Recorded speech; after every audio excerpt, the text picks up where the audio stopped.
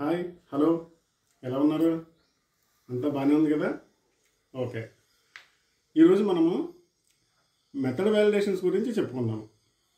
యాక్చువల్గా ప్రతి ఫార్మా కంపెనీలో ఎనలిటికల్ ల్యాబొరేటరీలో మనం అస్సే అనాలిసిస్ చేస్తుంటాము, రిలేటెడ్ సబ్స్టెన్సెస్ అనాలిసిస్ చేస్తుంటాము, డిజల్యూషన్ అనాలిసిస్ చేస్తుంటాము, రెసిడ్యువల్ సాల్వెంట్స్ అనాలిసిస్ చేస్తుంటాం. ఇవన్నీ ఏమిటి? ఇవన్నీ మెథడ్స్. ఈ మెథడ్ ప్రకారంగా మనం ఇచ్చిన శాంపిల్ని అనాలిసిస్ చేస్తూ ఉంటాము. ఇప్పుడు ప్రతి ఒక్కరు అడిగేది ఏంటంటే, డ్రగ్ ఇన్స్పెక్టర్స్ కానీ ఎవరైనా ఆడిటర్స్ కానీ అడిగేది ఏంటి అంటే, మెథడ్ వ్యాలిడేషన్ చేశారా? సో అది మెథడ్ వ్యాలిడేషన్ అనేది కొంచెం ఇంపార్టెంట్ అయిన వర్క్ ప్రతి ల్యాబొరేటరీలోనే కూడా. సో ఆ మెథడ్ వ్యాలిడేషన్ ఎలా చెయ్యాలి? మనకి మెథడ్స్ ఎలా ఫాలో అవుతుంటామో ఐపీలో ఉండొచ్చు, బీపీలో ఉండొచ్చు, యూఎస్పీలో ఉండొచ్చు. ఈ ఫార్మకోపియాల్లో మెథడ్స్ ఉంటే వాటిని ఏమంటారు అంటే కాంపెండియల్ అనలిటికల్ మెథడ్స్ అంటారు. కాంపెండియల్లో ఉంది ఫార్మకోపియాలో. ఈ మెథడ్ ఈ మెథడ్ అనేది ఫార్మకోపియాలో లేకపోతే దాన్ని ఏమంటారు? ఇన్హౌస్ స్పెసిఫికేషన్ అంటారు. అంటే మనమే తయారు చేసుకుని దాన్ని వ్యాలిడేషన్ చేసి ఎస్టాబ్లిష్ చేస్తూ ఉంటాము. సో ఇక్కడ రెండు ఇష్యూస్, ఒకటి వెరిఫికేషన్ అండ్ వ్యాలిడేషన్. వెరిఫికేషన్ అంటే ఏంటి, వ్యాలిడేషన్ అంటే ఏంటి? ఏదైనా ఫార్మకోపియాలో ఆ మెథడ్ అనలిటికల్ మెథడ్ ఉంటే దానిని వెరిఫికేషన్ చేసుకోవాలి. వెరిఫికేషన్ అంటే ఏంటి? సర్టెన్ పారామీటర్స్ని మనం టెస్టింగ్ చేసుకుని అది కాంప్లైన్స్ అయితే ఆ మెథడ్ వెరిఫై అయ్యింది అని చెప్తాము యాజ్ పర్ ద కాంపెండియల్ ప్రొసీజర్లో. వ్యాలిడేషన్ అంటే ఏంటి? కంప్లీట్ వ్యాలిడేషన్ అంటారు దీన్ని. High level evaluated documentary evidence మనం సబ్మిట్ చేయాలి. దానికి కూడా సర్టెన్ పారామీటర్స్ ఉన్నాయి. జనరల్గా ఏంటంటే ఏదైనా ఐహెచ్ మెథడ్ అంటే ఇంటర్నల్గా ఇన్హౌస్ మెథడ్నే చేసుకుంటే దాన్ని కంపల్సరీగా వ్యాలిడేషన్ చేసుకోవాలి, వెరిఫికేషన్ సరిపోదు. సో ఇది యూఎస్పీలోని ఐహెచ్లోని సర్టెన్ పారామీటర్స్ ఇచ్చారు. ఈ పారామీటర్స్ కంప్లైంట్స్ అయితే మీ method this is called as a validated method అని అంటారు. సో కాబట్టి యూఎస్పీలోని మీకు జనరల్ చాప్టర్ 1-25 ఇక్కడ ఒకసారి చూడండి. ఏఎంవి యూఎస్పీలో జనరల్ చాప్టర్స్లో 1-25లో ఇచ్చాడు క్లియర్గా. అంటే అస్సే మెథడ్ అయితే ఏ పారామీటర్స్ వేయాలి, ఆర్ఎస్ మెథడ్ అయితే ఏ పారామీటర్స్ వేయాలి, డిజల్యూషన్ అయితే ఏ పారామీటర్స్ వేయాలి అనేది క్లియర్గా మనకి యూఎస్పీలో జనరల్ చాప్టర్లో 1-25లో ఇచ్చారు. సరే, ఇప్పుడు మనం కొంచెం బ్రీఫ్గా చెప్పుకుందాం. ఎనలిటికల్ మెథడ్ వెరిఫికేషన్ అంటే ఏంటి, వ్యాలిడేషన్ అంటే ఏంటి. ఇప్పుడు మీకు చెప్పాను కదా నేను. వెరిఫికేషన్ అంటే ఏంటంటే కాంపెండియల్ ఏదైనా ఫార్మకోపియాలో మెథడ్ ఉంటే దాన్ని వెరిఫై చేసుకోవాలి. అంటే మనం మన డైల్యూషన్స్కి మన యొక్క శాంపిల్ వెయిట్స్కి ఆ ప్రాసెస్ ఆ మెథడ్ వెరిఫై అంటే కంప్లైంట్స్ రిజల్ట్స్ వస్తుందా లేదా. సో వెరిఫికేషన్ చేసుకోవాలంటే సర్టన్ పారామీటర్స్ చేయాలి. వ్యాలిడేషన్ సపోజ్ ఐహెచ్ఎస్గా ఇన్హౌస్ స్పెసిఫికేషన్ అయితే కంపల్సరీగా వ్యాలిడేషన్ చేయాలి. అంటే అన్ని పారామీటర్స్ చేయాలి. అంటే ఇక్కడ స్కిప్ చేయడానికి లేదు. కొన్ని పారామీటర్స్ తగ్గించేదాన్ని వెరిఫికేషన్ అంటారు, అన్ని పారామీటర్స్ చేసేదాన్ని వ్యాలిడేషన్ అంటారు. కాంపెండియల్ అంటే ఏంటి? ఫార్మకోపియాలో మెథడ్ ఉంటే దాన్ని కాంపెండియల్ మెథడ్ వ్యాలిడేషన్ అంటారు. మెథడ్ లేకపోతే దాన్ని ఏమంటారు? ఐహెచ్ఎస్ ఇన్హౌస్ స్పెసిఫికేషన్ అంటారు. సో దీన్ని మనం వెరిఫికేషన్ అంటే కొన్ని పారామీటర్స్ తగ్గించుకోవచ్చు, వ్యాలిడేషన్ అంటే అన్ని పారామీటర్స్ చేయాలి. ఏం పారామీటర్స్ చేయాలి ఎలక్ట్రికల్ మెథడ్ వ్యాలిడేషన్లో? First system suitability. What is mean by system suitability? First మనం ఏదైనా అనాలిసిస్ చేసేటప్పుడు ఒక సిస్టమ్ ఉపయోగిస్తాం. అది యూవీ కావచ్చు, లేదంటే హెచ్పిఎల్సి కావచ్చు.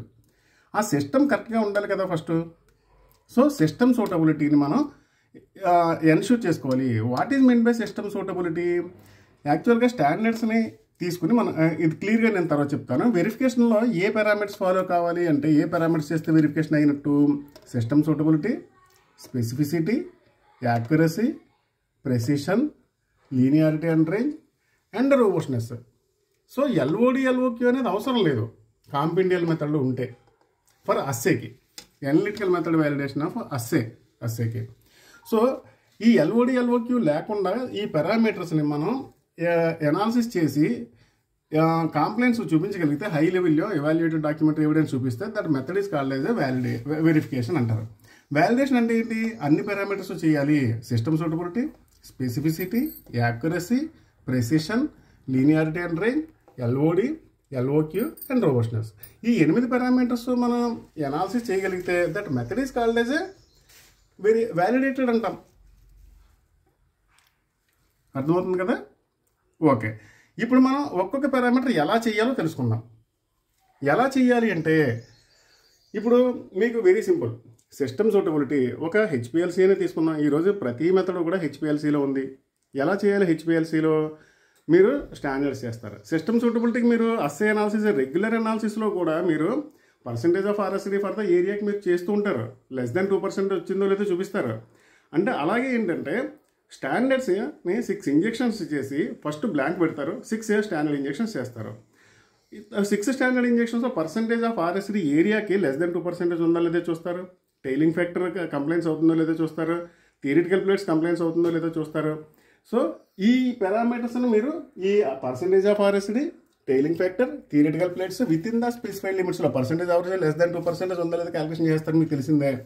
టైలింగ్ ఫ్యాక్టర్ చూస్తారు, థియరిటికల్ ప్లేట్స్ కూడా ఒక లిమిట్ ఇస్తాడు, ఆ లిమిట్లో ఉందో లేదో చూస్తారు. ఇట్లాంటి ఈ పారామీటర్స్ ఓకే అయితే సిస్టమ్ ఈజ్ సూటబుల్. మీకు అనాలిసిస్ తెలిసిందే కదా. ఒక బ్లాంక్ పెట్టండి, ఇదిగో ఇక్కడ ఒక బ్లాంక్ పెట్టండి, 6 స్టాండర్డ్ ఇంజెక్షన్స్ చేయండి. 6 స్టాండర్డ్ ఇంజెక్షన్స్కి ఈ 3 పారామీటర్స్నే క్యాలిక్యులేషన్ చేయండి. విత్ ఇన్ ద లిమిట్స్లో ఉంటే సిస్టమ్ సూటబిలిటీ అయిపోయినట్టే. ఓకేనా? దెన్ వీఆర్ గోయింగ్ ఫర్ స్పెసిఫిసిటీకి వెళ్దాం. ఆ స్పెసిఫిసిటీ అంటే ఏంటి? యాక్చువల్గా మనం ఏంటంటే ఒక శాంపిల్ని అనాలిసిస్ చేసేటప్పుడు ఒక శాంపిల్ ఫస్ట్ మనం ఇంజెక్షన్ సీక్వెన్స్లో ఏం పెడతాము? శాంపిల్లోని యాక్టివ్ ఇంగ్రీడియంట్ ఉంటుంది, డైల్యూంట్స్ ఉపయోగిస్తాము, మొబైల్ ఫేజ్ కూడా ఉపయోగిస్తాం అనాలిసిస్లో. సో ఇప్పుడు మీరు ఒక అనాలిసిస్ చేసేటప్పుడు ఒక శాంపిల్లోని మెయిన్ పీక్ వచ్చిందని చెప్తాం. ఆ పీక్ ఏపీఐదా, మొబైల్ ఫేజ్దా, లేదంటే డైల్యూంట్స్దా? ఎలా చెప్తారు? స్పెసిఫిక్ అని చెప్పాలి. అంటే ఆ స్పెసిఫిసిటీ అంటే ఏంటి? మనం ఇచ్చిన మెయిన్ పీక్ అనేది ఏపీఐదే నిరూపించాలి. ఎలా నిరూపిస్తావు? ఫస్ట్ బ్లాంక్ ఇంజెక్షన్ కొట్టండి, అందులో ఏపీఐ లేదు కాబట్టి ఆ రిటెన్షన్ టైం దగ్గర, ఏపీ రిటెన్షన్ టైం దగ్గర ఇక్కడ పీక్ రాలేదు, దాంతో కంపేర్ చేసి చూపిద్దాము. నెక్స్ట్ ఏంటి? ఒక మొబైల్ ఫేజ్ అయినా ఇంజెక్షన్ చేయండి, దాంట్లో కూడా మెయిన్ ఇంగ్రీడియంట్ లేదు కాబట్టి దాంట్లో కూడా పీక్ రాదు. స్టాండర్డ్ చేయండి, అందులో మెయిన్ పీక్ ఉంది, సర్టెన్ ఆర్టీ దగ్గర కంపల్సరీగా పెద్ద మెయిన్ పీక్ వస్తుంది. కాబట్టి దాన్నే స్పెసిఫిసిటీ, స్పెసిఫిక్గా ఈ వేవ్ లెంగ్త్ దగ్గర ఈ ఏపీఐ రెస్పాన్స్ ఇచ్చింది అని చెప్తే చాలు. కాబట్టి ఇక్కడ మీరు మూడు డైల్యూషన్స్, 3 శాంపిల్స్ ప్రిపేర్ చేయాలి. శాంపిల్స్ అంటే ఏంటి? ఇక్కడ చూడండి, specificity API versus other components. AP అంటే ఏంటి? ఏదైనా ఒక యాక్టివ్ ఇంగ్రీడియంట్, పారాసెటమాల్ కావచ్చు, ఒమిప్రజోల్ కావచ్చు, ఏదైనా. మిగతా అదర్స్ అంటే ఏంటి? ఎక్సిపియంట్స్ కావచ్చు, లేదంటే మొబైల్ ఫేజ్ కావచ్చు, లేదంటే ప్లాసిబో కావచ్చు.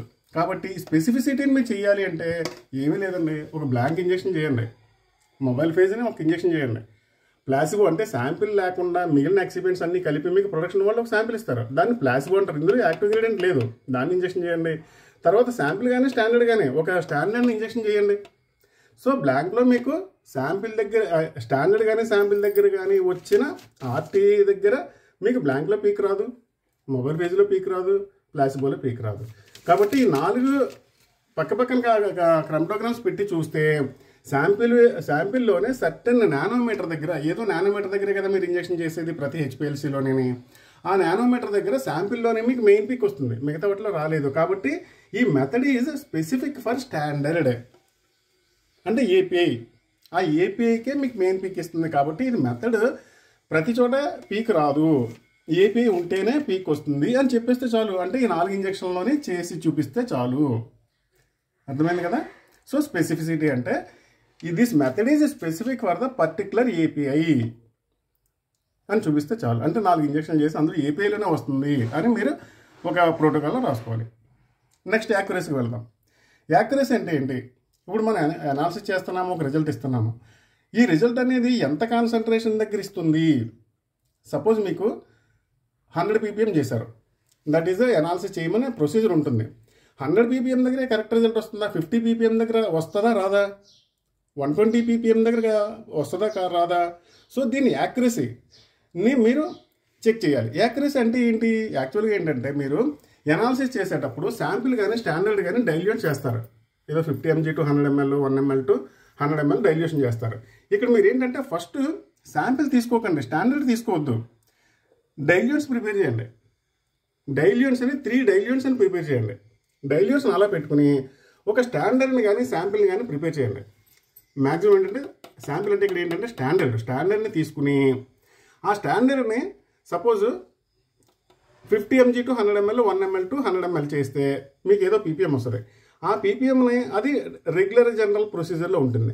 దానికంటే తగ్గించండి, అంటే 80% నీవు డైల్యూంట్లో 3 డైల్యూయెంట్లు ప్రిపేర్ చేసుకుని, డైల్యూయెంట్స్ అంటే ఏంటి, ఏపీఐ లేదు, స్టాండర్డ్ లేదు, ఓన్లీ మొబైల్ ఫేజ్ డైల్యూయెంట్స్ ఉన్నాయి. ఆ డైల్యూయెంట్స్తో మీరు ఏం చేస్తారంటే 80% కాన్సన్ట్రేషన్ వచ్చేటట్లుగా ఒక 0.8 ml, 1 ml, 1.5 ml ఆ డైల్యూయెంట్లో వేయండి. 3 డైల్యూయెంట్ ప్రిపేర్ చేసుకున్నారు కదా, ఒక డైల్యూయెంట్ 80% కాన్సన్ట్రేషన్ అయ్యి ఉండాలి, ఇంకో పర్సంటేజ్ 100% కాన్సన్ట్రేషన్ అయ్యి ఉండాలి, ఇంకోటి 120% కాన్సన్ట్రేషన్ అయ్యి ఉండాలి. ఇలాగ 3 డైల్యూయెంట్లోని స్పైక్ చేయండి స్టాండర్డ్ని. అంటే ఓన్లీ 100% దగ్గరే కాదు, 80% దగ్గర కూడా యాక్యురసీ ఉంది అని చెప్పాలి, 120% దగ్గర కూడా యాక్యురసీగా నేను ఎంత యాడ్ చేస్తున్నాను. స్పైక్డ్ అంటే ఏంటి, స్టాండర్డ్ నాకు తెలుసు, ఆ తెలిసిన కాన్సన్ట్రేషన్ డైల్యూయెంట్ అంటే ఏపీఐ లేని దాంట్లో యాడ్ చేస్తున్నాను. ఎంత యాడ్ చేస్తున్నాను, 80%, 100%, 120%. ఈ 3 వాటిని ఇంజెక్షన్ చేయండి. మళ్ళీ మీరు ఏం చేస్తారు, బ్లాంక్ పెట్టండి, స్టాండర్డ్ పెట్టండి, సిస్టమ్ సూటబిలిటీ చేసేయండి. ఫస్ట్ ప్రతిదానికి సిస్టమ్ సూటబిలిటీ ఫస్ట్ చేసుకోవాలి. సో బ్లాంక్ చేశారు, 6 స్టాండర్డ్స్ చేశారు. ఇప్పుడు 3 డైల్యూయెంట్స్ ఉన్నాయి కదా, ఇవి 80% దగ్గర 3 ఇంజక్షన్లు, 100% దగ్గర 3 ఇంజక్షన్లు, 120% దగ్గర 3 ఇంజక్షన్లు చేయండి. చేసి 3 ఇంజక్షన్లకి యావరేజ్ తీసుకోండి, ఈ 3 వాటికి యావరేజ్ తీసుకోండి, ఈ 3 వాటికి యావరేజ్ తీసుకోండి. ఇక్కడ స్టాండర్డ్ ఉంది, ఇక్కడ శాంపిల్స్ ఉన్నాయి. వీటి కాన్సన్ట్రేషన్ క్యాలిక్యులేషన్ చేయండి. ఎంత కలిపాం మనం, 80%. ఈ స్టాండర్డ్తో కంపేర్ చేస్తే మనకి 80%కి ఎంత పర్సెంటేజ్ రికవరీ అయ్యింది, 100%కి ఎంత రికవరీ అయ్యింది, అంటే మనం ఎంత కలిపామో ఎంత వచ్చింది రిజల్ట్. 80%కి ఎంత వచ్చింది, 100%కి ఎంత వచ్చింది, 120% ఎంత వచ్చింది, మీకు క్యాలిక్యులేషన్ తెలుసు, క్యాలిక్యులేషన్ చేయండి. ఇది 98 to 102% మధ్యలో వస్తుంది. So with in the 98 to 102%లో ఉంటే 80% దగ్గర యాక్యురసీ వచ్చిందని చెప్పినట్టే, 100% దగ్గర యాక్యురసీ వచ్చిందని చెప్పినట్టే, 120% దగ్గర యాక్యురసీ వచ్చినట్టే. అంటే యాక్యురసీ అంటే ఏం గుర్తుపెట్టుకోవాలి, 3 concentrations levels, 80%, 120% for the assay. ఆ 3 కాన్సన్ట్రేషన్ దగ్గర యాక్యురసీ ఉంది అని చెప్తే చాలు. నెక్స్ట్ ఏంటంటే, నెక్స్ట్ పారామీటర్ ప్రెసిషన్. ప్రెసిషన్ అంటే ఏంటి, ఇక్కడ ప్రెసిషన్ అంటే 3 పారామీటర్స్ ఉన్నాయి. ఇక్కడ ఒకటి ఏంటంటే repeatability, next intermediate precision and method precision. మళ్ళీ ఇక్కడ చూద్దాం. ప్రెసిషన్ అంటే ఏంటి అంటే రిపీటబిలిటీ అని చెప్పాం కదా. ఏంటి రిపీటబిలిటీ, ఒక్కసారి ఒక ఇంజెక్షన్ చేస్తే వస్తే చాలదు. ఒక స్టాండర్డ్ సొల్యూషన్ తీసుకుని 6 సార్లు ఇంజెక్షన్ చేయండి, రిపీటెడ్గా అదే ఒకే ఒక సొల్యూషన్ 6 times ఇంజెక్షన్ చేయండి. దానికి RSD కట్టండి, లెస్ దెన్ 2% వచ్చి ఉండాలి. అంటే ఈ మెథడ్ పర్టికులర్ నానోమీటర్ దగ్గర రిపీటెడ్గా చేసినప్పుడు రిలేటెడ్ స్టాండర్డ్ డీవియేషన్ అనేది 2% కంటే తక్కువ ఉంటే, సో ఈ ప్రెసిషన్లో రిపీటబిలిటీ వస్తుంది ఈ మెథడు అని చెప్పినట్టే. ఇదే నేను రాసాను, ఇక్కడ చూడండి. స్టాండర్డ్ 6 ఇంజెక్షన్ వస్తుంది, percentage of RSD 2%, less than 2% అయ్యి ఉంటే ఆటోమేటిక్గా మీకు రిపీటబిలిటీ పాస్ అయినట్టే.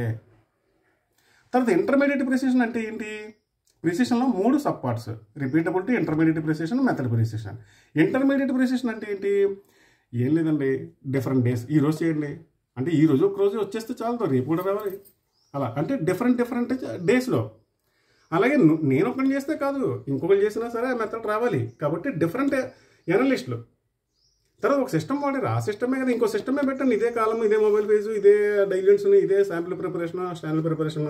అంటే ఇంటర్మీడియట్ ప్రిపరేషన్ అంటే ఏంటంటే డిఫరెంట్ డేస్లో ఫస్ట్ డే, సెకండ్ డే చేయండి. ఇక్కడ రాసి చూడండి. స్టాండర్డ్ టెస్ట్ ప్రిపేర్ చేయండి first, system suitability, blank, standard, next ఈ ప్రిపరేషన్లో ఈ ఎవరైతే ఫస్ట్ డే ఒకరోజు చేయండి, నెక్స్ట్ రోజు మళ్ళీ ఇంజెక్షన్ చేయండి. ఫస్ట్ రోజుకి సెకండ్ రోజుకి డిఫరెన్స్ ఉండకూడదు. ఎప్పుడు చేసినా ఏ రోజు చేసినా అనాలిసిస్ కరెక్ట్గానే వస్తుంది. అలాగే ఫస్ట్ అనలిస్ట్, సెకండ్ అనలిస్ట్, ఈరోజు ఒక అనాలిసిస్ చేసి చేయించండి, రేపు ఇంకో అనలిస్ట్ చేసి చేయించండి. ఆ 2 అనలిస్టులకి కూడా డిఫరెన్స్ ఏం పెద్దగా ఉండదు, లెస్ దెన్ 2% ఎలిటికల్ వేరియేషన్ తప్ప మెథడ్లో ఎటువంటి వేరియేషన్ ఉండదు. అలాగే ఎక్విప్మెంట్ కూడా మార్చండి. ఈరోజు ఒక సిస్టమే చేయండి, రేపు ఇంకో సిస్టమే చేయండి. That is called as a different days, different analysts, different equipment. ఇలాగ మీరు 2-3 రోజులకు ఒక చూపించగలిగితే ఇంటర్మీడియట్ ప్రెసిషన్ అయిపోయినట్టే. నెక్స్ట్ మెథడ్ ప్రెసిషన్ అంటే ఏంటి, మీరు ఇందాక రిపీటబిలిటీలో ఏం చేశారు, ఒక్క సొల్యూషన్ తీసుకుని 6 times చేశారు. అంటే మెథడ్ని ఒకటే మెథడ్లో మీరు ఒకసారి ప్రిపేర్ చేశారు, అదే మెథడ్లో మీరు 6 శాంపిల్స్ కానీ స్టాండర్డ్ కానీ ఇంజెక్షన్స్ చేయండి. ఇక్కడ ఒకటే సొల్యూషన్ 6 సార్లు చేశారు, ఇక్కడ ఒక్కో సొల్యూషన్ ఒక్కోటి, అలాగే 6 సొల్యూషన్లు ప్రిపేర్ చేయండి. ఆ మెథడ్ కరెక్ట్గా ఉందో లేదో చెప్దాం. ఎన్నిసార్లు చేసినా ఆ సొల్యూషన్స్ ఒకే రకంగా రిజల్ట్స్ ఇవ్వాలి. కాబట్టి 6 సొల్యూషన్స్ చేశారు, 6 టెస్ట్ ప్రిపరేషన్స్ కానీ స్టాండర్డ్ అంటే ఇక్కడ టెస్ట్ అంటే ఏంటి, స్టాండర్డ్ ప్రిపరేషన్స్. దీన్ని మీరు ఇండివిజువల్గా ఒక్కొక్కటి 3 ఇంజెక్షన్ చొప్పున, సారీ ఇక్కడ ఏంటంటే 6 ఇంజెక్షన్లు చేస్తే దానికి పర్సంటేజ్ ఆఫ్ RSD కడితే దానికి మీకు <2% కానీ <3% కానీ వస్తుంది ఇక్కడ. కాబట్టి ఈ మెథడ్ ప్రిసిషన్ అనేది కంపల్సరీగా 6 times 6 సొల్యూషన్స్ ప్రిపేర్ చేసి ఇంజెక్షన్స్ చేస్తే అది మీకు ఈ 6% ఆఫ్ ఆర్సీ పాస్ అయితే ఈ టెస్ట్ పాస్ అయినట్టే. కాబట్టి ప్రెసిషన్ అంటే ఏంటి? Repeatability, intermediate precision, method precision. అంటే ఒకే సొల్యూషన్ 6 సార్లు కొట్టినప్పుడు రిపీటబిలిటీ అయిపోయింది. 6 times సొల్యూషన్స్ ప్రిపేర్ చేస్తే అదే ఇంజెక్షన్ కొడితే మెథడ్ ప్రెసిషన్ అయ్యింది. డిఫరెంట్ డేస్లోనే డిఫరెంట్ అనలిస్ట్లో డిఫరెంట్ ఎక్విప్మెంట్ ఉపయోగించి అనాలిసిస్ చేస్తే ఇంటర్మీడియట్ ప్రెసిషన్ అయిపోయింది. దీన్నే ప్రోటోకాల్లో రాసుకోండి. స్టాండర్డ్ 6 పెట్టాము. ఫస్ట్ డే ఒక అనాలిసిస్ చేస్తాము, సెకండ్ డే చేసాము, ఫస్ట్ అనలిస్ట్ చేస్తాను, సెకండ్ అనలిస్ట్ చేస్తాను, ఫస్ట్ ఎక్విప్మెంట్లో చేశాను, సెకండ్ ఎక్విప్మెంట్లో చేస్తాను, అయిపోయింది. అర్థమైంది కదా? Next linearity and range. Linearity and range అంటే ఏంటంటే, సపోజ్ అస్సే మెథడ్ వ్యాలిడేషన్లోనే లీనియారిటీకి యూఎస్పీలో ఎలా ఇచ్చారంటే 80% to 120% కవర్ అయ్యేటట్లుగా 5 కాన్సన్ట్రేషన్ లెవెల్స్లో ఇంజెక్షన్ చేయాలి అని ఉంది. అదే మీకు ఆర్ఎస్ అనుకుంటే 50% 150 లేదా 50% to 120% కవర్ అయ్యేటట్లుగా ఉంటుంది. కాబట్టి ఇక్కడ మనం అస్సే గురించి మాట్లాడుకుందాం, అస్సే మెథడ్ వ్యాలిడేషన్ గురించి మాట్లాడుకుందాం. అంటే మనం జనరల్గా చేసే కాన్సన్ట్రేషన్ పర్సంటేజ్ ఎంత? జనరల్ అనాలిసిస్లో 100, దానికంటే 20% తగ్గించండి, 20% పెంచేటట్లుగా. అంటే మీరు 80% కాన్సన్ట్రేషన్ ఒక సొల్యూషన్ ప్రిపేర్ చేయండి, 90% ఒకటి చేసుకోవాలి, 100% ఒకటి చేసుకోవాలి, 120% ఒకటి చేసుకోవాలి, 120% కాన్సన్ట్రేషన్ వచ్చేటట్లుగా 5 సొల్యూషన్స్ ప్రిపేర్ చేసుకోవాలి. ఒకే కాన్సన్ట్రేషన్ కాదు, మనకి జనరల్ అనాలిసిస్ 100%. అంటే మనం జనరల్ 100 అనుకుంటే దానికంటే తగ్గించి 2 ఇంజెక్షన్లో సొల్యూషన్ ప్రిపేర్ చేయండి, పెంచి 2 సొల్యూషన్ ప్రిపేర్ చేయండి కాన్సన్ట్రేషన్ లెవెల్స్. సో మనకి ఇప్పుడు 5 రకాల సొల్యూషన్స్ ఉన్నాయి. 80%, 90%, 100%, 120, 110 and 120. సో ఇది ఎలా చేస్తాము అంటే, suppose 50 mg to 100 ml 1 to 100 ml చేస్తే మీకు 100% కాన్సన్ట్రేషన్ వచ్చింది అనుకోండి. మీకు 90 రావాలంటే ఏంటి? 50 to 100 mg నెక్స్ట్ డైల్యూషన్ 1 కాదు, 0.9 to 100 చేస్తే వచ్చేస్తుంది. ఇక్కడ 0.8 to 100 చేస్తే 80% వచ్చేస్తుంది. ఇక్కడ 1.1 to 100 చేస్తే ఇది వచ్చేస్తుంది. 1.2 to 100 చేస్తే ఈ పర్సంటేషన్ వచ్చేస్తుంది. అంటే స్టాక్ సొల్యూషన్ నుంచి ఈ సొల్యూషన్ డిఫరెంట్ కాన్సన్ట్రేషన్ వచ్చేటట్లుగా మీరు 5 సొల్యూషన్ ప్రిపేర్ చేసుకోవాలి.